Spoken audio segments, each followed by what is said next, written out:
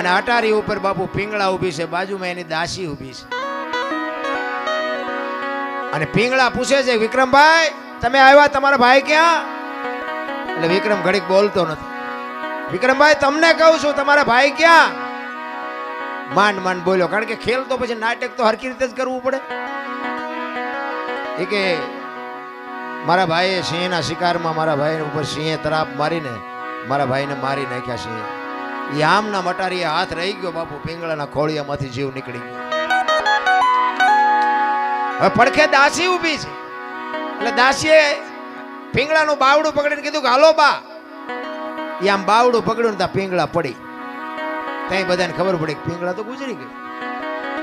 અને કડીક થયું ભરથરી આવ્યો ને બાપુ ખબર પડી ને પછી ભરથરી માથા મીડ્યો પસાડો.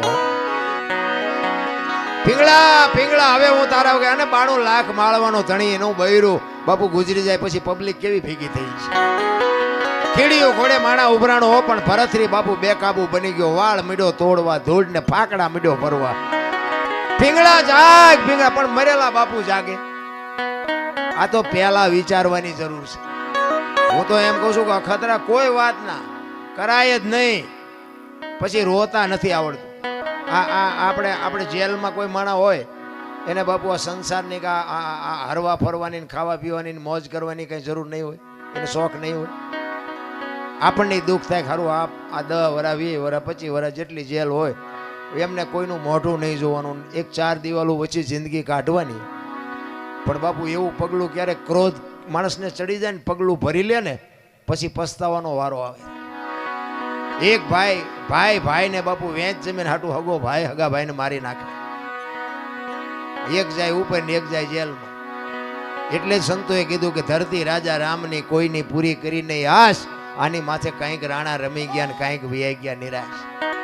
પછી જેલમાં પૂર્યો એની આપણે ખબર કાઢવા જાય ને તો એ શું કે ખબર, એ કે ઓલું પોસાવી ગયું જાય ભલે જાય પણ મને આમ જ બારો કઢાવો.